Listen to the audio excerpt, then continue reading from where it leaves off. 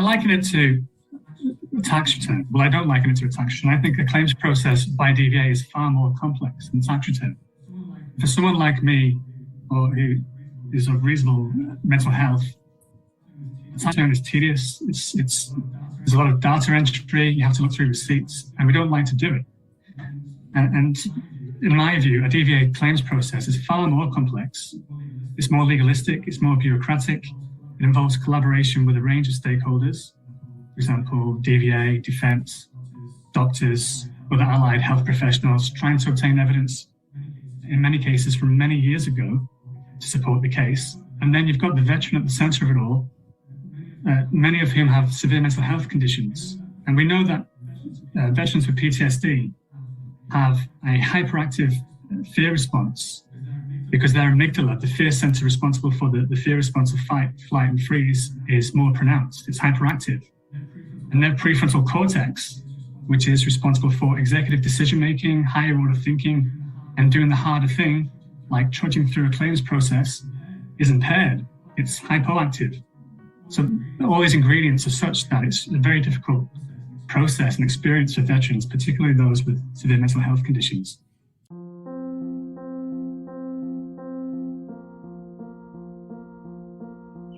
The audio you've just heard is Gerard McAleese, Senior Solicitor in Legal Aid's Veterans Advocacy Service, giving evidence to the Royal Commission into Defence and Veterans Suicide. Gerard was speaking about the challenges traumatised veterans face claiming benefits to which they're entitled. This is A Place to Call Home, our podcast series on homelessness. We pay our respect to the traditional owners of the lands on which this episode was made, the Gadigal people of the Eora Nation.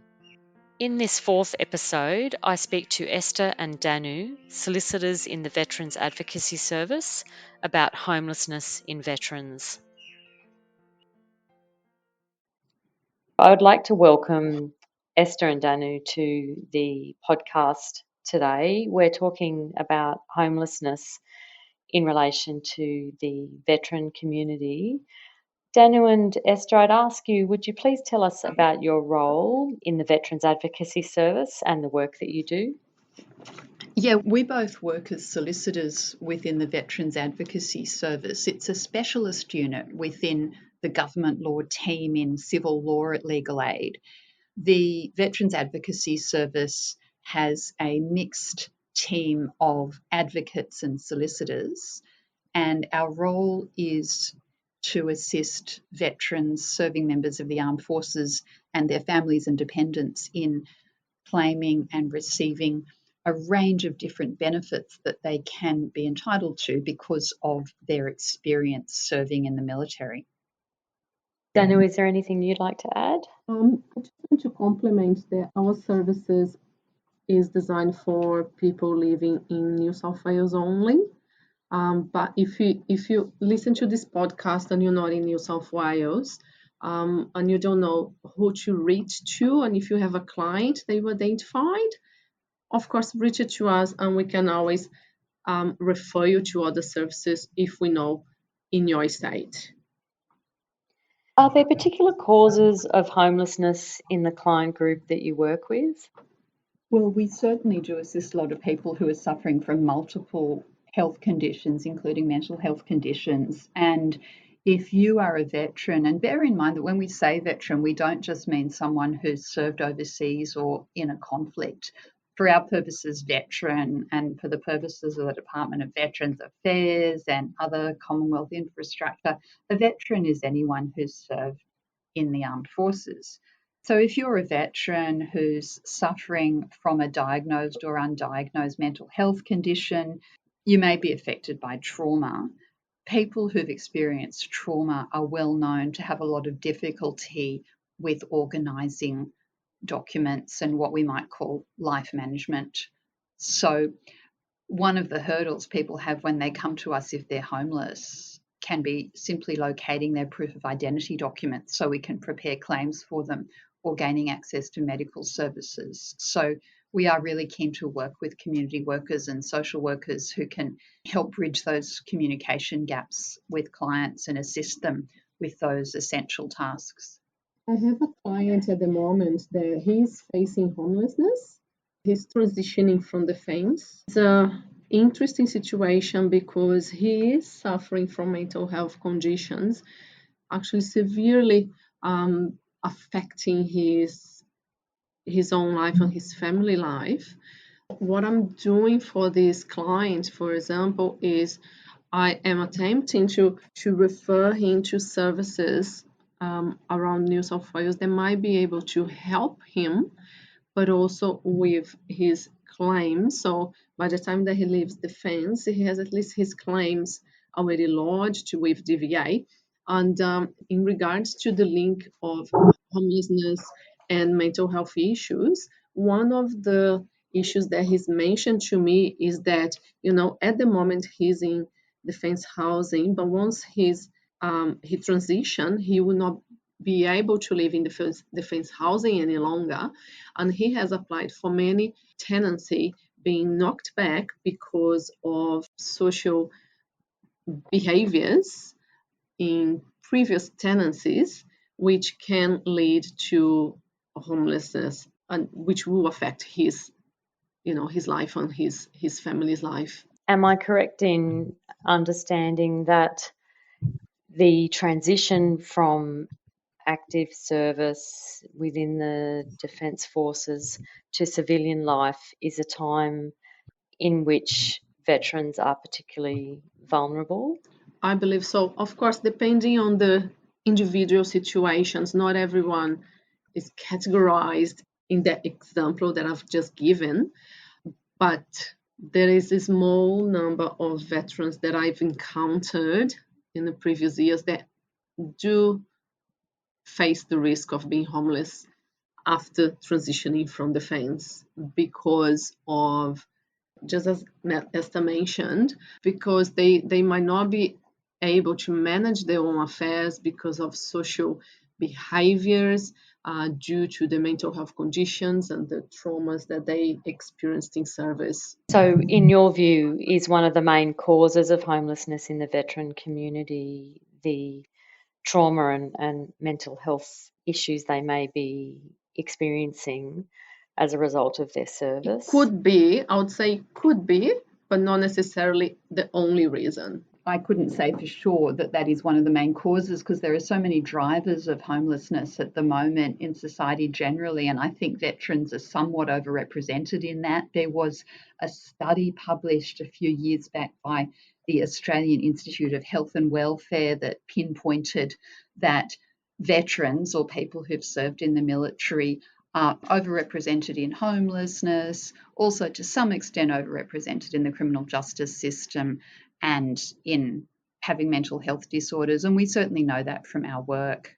So we don't provide services to address homelessness directly, but we are very concerned about reaching the most vulnerable groups of veterans. And we know that people experiencing homelessness are among the most vulnerable. Being homeless might also be accompanied by having a mental health disorder, perhaps a substance abuse or alcohol abuse issue. All of those are diagnosable medical conditions where compensation might be available from the Department of Veterans Affairs. And we do aim to assist people in accessing the full range of benefits that they can get. If people come to us and they're homeless, not only do we do our best to facilitate all the documentation they need, which is challenging for somebody who's homeless and suffering mental health conditions. Basically, we're trying to connect people with all the benefits that they have a right to claim and receive, and the financial benefits available through the compensation system available to injured and sick veterans can help a lot with the financial problems that lead to homelessness. Absolutely. Bridget, this is a podcast to community workers, and I believe they play a very, very important role with this clientele. And I would say, how do community workers spot if a person is a veteran or is facing homelessness. Thanks for raising that, Danu, because one of my next questions is whether you and Esther have any tips for community workers who are supporting veterans experiencing homelessness. Yes, so veterans and the families, as we know, they don't self-identify. The reason for that, I am not completely sure, and I'm not gonna guess here. But there is one simple question that you can ask your clients that will help you to find out if they ever served in defense. And the question is very quick and simple to an answer of yes or no, so it doesn't take long. So you just need to ask, have you ever served in the military, or has anyone in your family ever served in the military? And if your client says yes, then you identified a potential client to refer to our services, the Veterans Advocacy Service, and you potentially flagged a hidden issue or issues that legal aid is able to assist them. Once you identify that person as a veteran, we can then ask specific information from them once your service refer that client to us. But we also can address other legal issues that the veteran might have and might not, again, identify themselves that they have. For example, they might have a fine issue, they might have housing issues, they might have a family law issue, and so on. And sometimes even issues related to criminal law. And we can certainly refer them to our internal teams and address all the legal issues as well. Esther, could you explain for community workers the types of assistance that your service can provide to veterans that are referred to legal aid?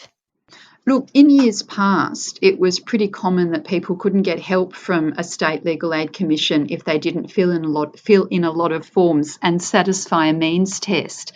That's partly true. The legal aid means tests still apply, and they're really important because they make sure that taxpayer-funded legal assistance only goes to people who are in genuine need. But over and above grants of legal aid, where the means test applies, we do a lot of advice and minor assistance work to the most vulnerable groups in the community, including homeless people and veterans experiencing homelessness. So if you've got a client where they're unsure about talking to legal aid because they think, oh no, I might not be eligible for legal aid, don't worry. Just give us a call, because a lot of the advice and assistance work that we've been talking about is done in a separate realm from grants of legal aid, so you won't have to worry about the means test. I really agree with what Anu just said about how one of the most important things community workers can do is simply ask the question, have you ever served in the armed forces? Because some veterans who've had bad experiences in the military and left it all behind don't bring it up. In fact, because of that, we produced some information resources to distribute through homelessness services, mental health services, and so on a few years ago, and we're happy to send them out to you. The resources that we've produced have non-militaristic imagery, and they just focus on the fact that if you have served in the military, there's benefits you could be receiving. Please get in touch with us, and we're happy to send that material out to you.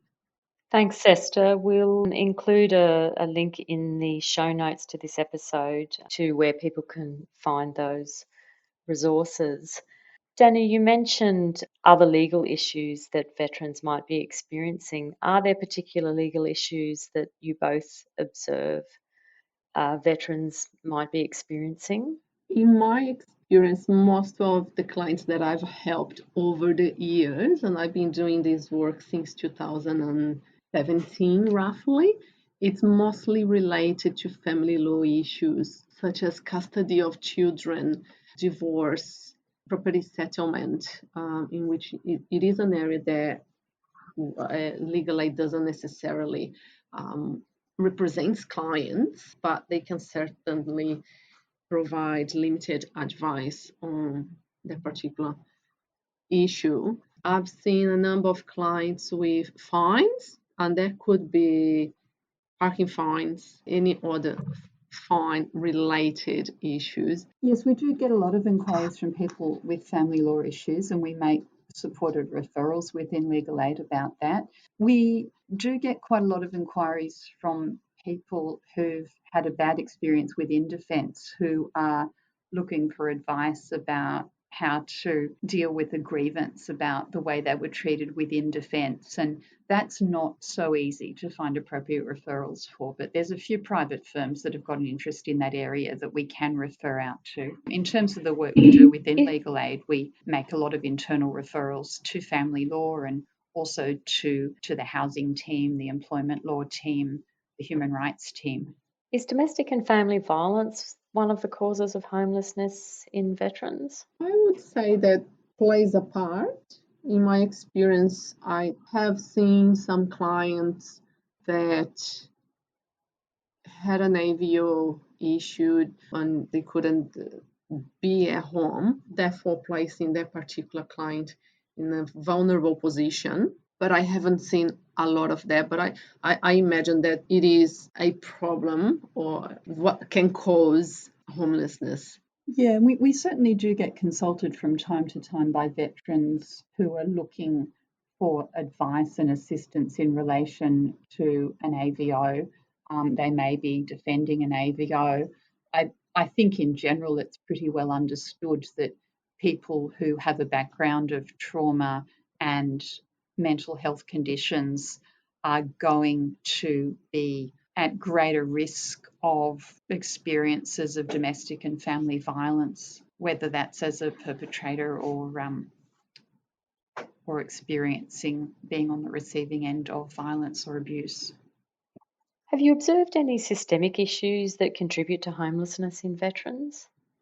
We are aware of a lot of systemic issues in the veterans entitlement system in general, and our service has made submissions to federal government inquiries, including the current Royal Commission into Defence and Veteran Suicide and previously a Productivity Commission inquiry several years back. There's been a lot of systemic issues in the veterans compensation system identified through those inquiries, which have become pretty widely circulated in the news. I think those systemic issues certainly do have a flow-on effect in the sense that they influence veterans' homelessness. I think a lot of veterans have difficulty asserting their rights, making claims, providing required documents, communicating with the Department of Veterans Affairs, receiving compensation for their injuries because of systemic issues in terms of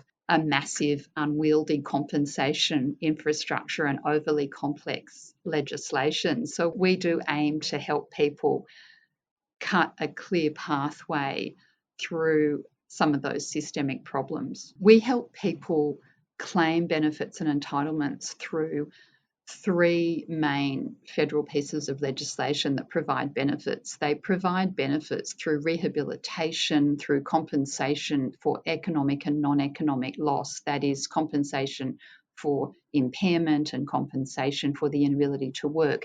There are pretty generous benefits available to veterans out there. They're administered by the Department of Veterans Affairs and the Commonwealth Superannuation Commission primarily. And I think for disempowered and disadvantaged veterans who may be homeless, simply getting through the gate of claiming and receiving those benefits is the biggest barrier, and we do aim to help and represent people through that process. Thank you. Do you have a good news story about a client who was experiencing homelessness that your service has been able to assist? I represented a client who was a resident of Lismore, and he was experiencing homelessness. He was couch surfing. It was very difficult to contact the client due to that, but also there was a problem with his mobile phone. So I could only call him for in a certain 10-minute window period on a day, and it had to be in the morning, otherwise I wouldn't be able to get through the client. And what I managed to do was he was staying into emergency accommodation, and he provided an authority to us to communicate with this provider. So I was able to send the claim forms to this particular emergency service. They would give it to him, he would complete it, they would fax the forms to me, and the nitty gritty paperwork and obtaining evidence was basically done through this way, which is it's very unusual in a way. I would say it's not the majority of our clients that we do that way, but sometimes it has to be done. So we did. We claimed all the benefits that he was entitled to, and after a few months, DVA approved his claim, which he started receiving his benefits. It was a good way to start his life, to go back on track and start looking for stable accommodation. At least he could show that he had money coming to his bank account. So I worked with other service providers in Lismore to assist this client to find accommodation, permanent accommodation, and I am aware that he is now in housing and has a stable situation, and he also is in receipt of the benefits that he deserved and he was entitled to. That's a great story, Daniel. It also illustrates the important work that you solicitors do working with community and other support organisations to assist the clients that you're working with. If there was something that you asked government for to alleviate homelessness that veterans experience, what would it be? I do believe that the government should be looking into homelessness amongst veterans within Australia-wise more closely. It is a real issue. It is a real problem. And I think, although this is my own personal opinion here, I do think that in the next few years, the issues will just escalate. As we know, mental health issues often stay with the person for the rest of their lives, and depending on how critical or how affected you are during a period of time, that can certainly lead you to become homeless and lose control of your own life. So I do think that we as Australians and government, it is important to look into that issue very closely and address that with a certain urgency. And look, I would add to that I think everything that federal and state governments can do currently and into the future to alleviate housing stress as well as direct homelessness is going to have a beneficial impact in the long term on homelessness issues affecting veterans, because it's pretty well known that housing stress and homelessness interrelate. I've only directly assisted a handful of veterans who have been experiencing homelessness at the time, although I would definitely like to have more homeless clients referred to me if possible. However, coming back to good news stories, I've assisted a lot of clients who have been experiencing housing stress, and in almost all cases, being able to gain improved levels of fortnightly income through the benefits available through veterans compensation legislation, be it special rate pension, incapacity payments, or other benefits. Those benefits have always had a positive impact on people's housing stress, be it helping them sustain a mortgage and own a home, or be it being able to gain stable rental accommodation in the private rental market or through social housing. Or even assist with the children's schooling. Yeah, veterans, severely injured veterans who've got a very high impairment rating are able to gain additional compensation for each dependent child they have. And it's pretty significant amounts of money, around $80,000 per child if they meet the criteria. But there's a lot of untapped benefits out there. And I think compared with people in the community generally, if veterans are able to access the benefits available, there's a pretty generous system available to them if they're able to tap into it. Tapping into it can be the hard thing, and that's what we aim to help with. Also, lately I have seen a lot of people that interestingly have claimed for conditions and received benefits and it's been receiving for years now, approaching us saying, oh, my condition is much worse. What do I do? Well, you can claim the worsening of the conditions that have been already accepted and increase your benefit in that way. So a lot of people in the community don't know that they can do that as well. We can certainly help in that aspect. I imagine too, if government were able to address the systemic issues that have been identified through the Royal Commission, that would go some way to helping veterans more quickly gain access to the benefits they're entitled to. Yes, certainly. I think a lot of the issues that have come before the Royal Commission and it's focused on because it's heard so many stories from people talking to the Royal Commission have been about the difficulties that a lot of veterans have had in their interactions with the Department of Veterans Affairs and other agencies. Veterans law, as we call, it's very, very, very complex. It is complex to us every now and then to understand. So we can only imagine how, someone that doesn't work in this area, doesn't have the knowledge, how they would navigate the system. And I think one of the solutions would be to certainly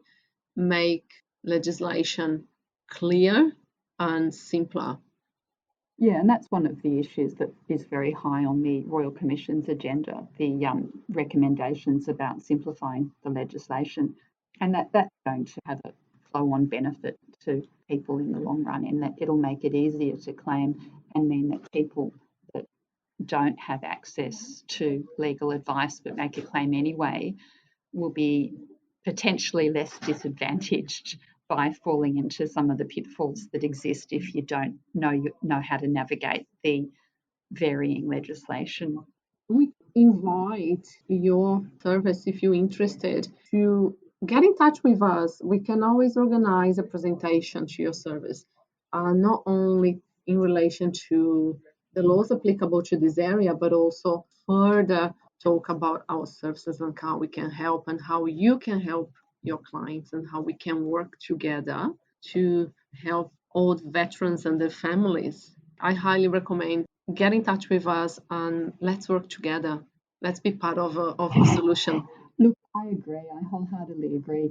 And I would also say to everybody listening, if you're ever approached by a veteran or a family member of a veteran who's got a letter with a decision from an administrative decision maker like the Department of Veterans Affairs, call us straight away, because primary decisions are reviewable. And one of the main kinds of work we do is representing people in merits review. That's getting an independent tribunal to revisit a decision and possibly change it for the better. What is the best number or method for community workers or veterans to contact your service? That's 02 9219 5148. We've also got a website contact form.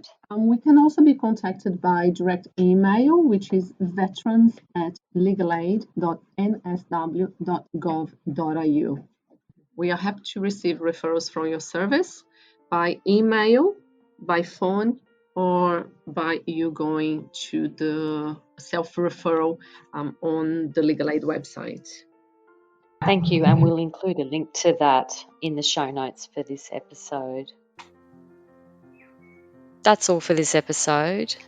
Have a look in our show notes for numbers and web addresses for the Veterans Advocacy Service and any other services we referred to during this episode. Our next episode will be out soon. Thank you for listening.